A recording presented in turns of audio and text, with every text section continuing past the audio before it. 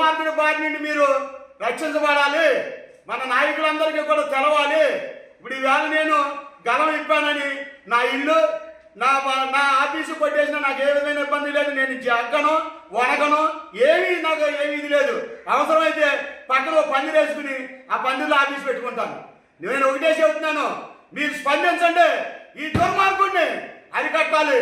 అరికట్టకపోతే బొడ్డీరాజు office కొట్టేశాడు, బొడ్డీరాజు ఇల్లు కొట్టేశాడని చూశారనుకోండి, 72 గ్రామాల్లో కూడా ఇదే జరుగుతాడు. ఈ దుర్మార్గుడు, ఈ దుర్మార్గుడిని ఆట కట్టించాలి.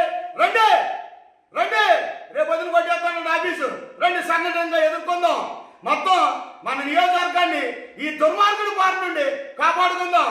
జిల్లా పార్టీ అధ్యక్షులు వారు మంత్రి రామరాజు గారు మీరు ఒక వీడియో పంపారు, పార్టీ లైన్ తప్పకూడదు, పార్టీ క్రమశిక్షణ ఉల్లంఘిస్తున్నారన్నారు. ప్రాణం పోయినా నేను పార్టీ క్రమశిక్షణ తప్పను. కానీ ఈ దుర్మార్గుడు చేసే శాసనలే కనీసం మీరు పెద్దవాళ్ళకి తెలియజేయాలి, మన అధ్యక్షుల వారికి తెలియజేయాలి. తెలియజేసి ఈ దుర్మార్గుడు ఏం చేస్తాడు, ఈ సైకో ఎమ్మెల్యే ఏం చేస్తాడంటే తెలియజేయవలసిన బాధ్యత మీ మీద ఉన్నది. నేను ఆయన తప్పులు 72 గ్రామాలు తెలుగుదేశం పార్టీ నాయకులు, అభిమానులు, ప్రజలు, పేదలందరూ కూడా ఇబ్బంది పడతా ఉంటే నేను గమనించే లైన్ తప్పారని మీరు అడిగారు. కానీ పార్టీకి క్రమశిక్షణ గల కార్యకర్తగా, తెలుగుదేశం పార్టీ ఆశయాలకు సిద్ధాంతాలకు కట్టుబడిన కార్యకర్తగా, ఒక నాయకుడిగా నేను మీ మాటను శిరస వహించి నేను ఏదైనా పొరపాటు మాట్లాడితే వెనక్కి తీసుకుంటానని చెప్పి మీకు చెప్పాను. నేను దాన్ని అలసిగా తీసుకుని అసలు నేను భయపడిపోయాను అని నా ఇల్లు, నా తెలుగుదేశం పార్టీ ఆఫీస్ని కూడా రేపు వద్దున కొట్టేస్తాను. హెచ్చరిక జారీ చేసి తోటపని బాబు డీసీ చైర్మన్ హెచ్చరిక జారీ చేసి వెళ్ళాడు. నేను అడిగాను, నీటి సంఘం వేసిన సాయి వచ్చింది, ఏంటి మీకు ఎక్కడన్నా ఇది ఉందంటే మాకు ఏ సంబంధం లేదు, ఇది మాది ఇరిగేషన్ లిస్టులో లేదు, ఇది ఇరిగేషన్ సంబంధం లేదు, కావాలని వెళ్ళి కొలిపించమన్నారు, వచ్చి కొలిపించాను అంటున్నాడు సాయి లక్ష్మణ్. ఒకటే చెబుతాను, తెలుగుదేశం పార్టీ నాయకులారా, కార్యకర్తలారా, అభిమానులారా, పేదలారా, బొడ్డీరాజు జరిగింది ఇది కాదు. నా బొడ్డీరాజు నా ఇల్లు కొట్టేసినా పర్లేదు, నా ఆఫీస్ తీసేసినా పర్లేదు, కానీ మన ఆత్మాభిమానాన్ని మనం కాపాడుకుందాం. రండి, తనకి రండి, రేపు రండి, మొత్తం అందరం కూడా అందరం కలిసి ఉద్యమం స్టార్ట్ చేద్దాం.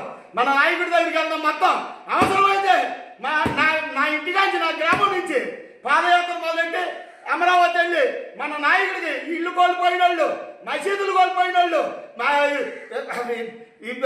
క్రిస్టియన్ మందిరాలు కోల్పోయిన వాళ్ళు, నిరుపేదలు, ఇతను అన్యాయానికి గురైన వాళ్ళు, ఇతను దోపిడీకి గురైన వాళ్ళు అందరూ కూడా రేపు ఉదయం 10 గంటల కల్లా వెళ్ళారు మా తెలుగుదేశం పార్టీ ఆఫీసర్. ఆత్మాభిమానం ఉన్న ఏ తెలుగుదేశం కార్యకర్తైనా సరే రండి, స్పందిద్దాం. ఇక్కడి నుంచే పాదయాత్ర స్టార్ట్ చేద్దాం. అమరావతి వెళ్ళి మన నాయకుడికి ఈ విషయాలు, ఈ నియోజకవర్గంలో జరిగినటువంటి ప్రతి విషయాన్ని తెలియజేసి మన స్వర్గీయ కళ్యాణ్ రామచంద్రరావు గారి ఆశయాన్ని నువ్వేమీ చేయలేవు. బొడ్డీరాజు ఇల్లు పడగొట్టేసినా పర్లేదు, బొడ్డీరాజు ఆఫీస్ పడగొట్టినా రెడీ.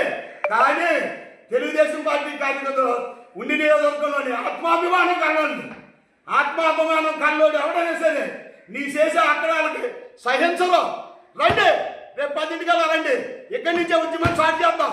పాదయాత్రగా అమరావతిగా వెళ్ళి మన జాతీయ అధ్యక్షుడు చంద్రబాబు నాయుడు గారు, మా తండ్రి గారిని, అలాగే మా సోదరుడు లోకేష్ బాబు గారిని, అలాగే అచ్చెన్నాయుడు గారిని, రామానాయుడు గారిని, అలాగే రాష్ట్ర పార్టీ అధ్యక్షుడు మన పొల్లా శ్రీనివాస్ గారిని, మన జిల్లా పార్టీ అధ్యక్షుడు కూడా నా అమరావతిలో ఉంటారు, మన రామరాజు గారిని కూడా కలిసి ఉండి నియోజకవర్గంలో జరిగిన అన్యాయాన్ని గుర్తు వాళ్ళందరూ కూడా రేపు ఉదయం 10 గంటలకి వెలువారు నా బొడ్డీరాజు గారు ఆఫీస్ గారికి రావాల్సిందిగా మనస్ఫూర్తిగా కోరుకుంటూ.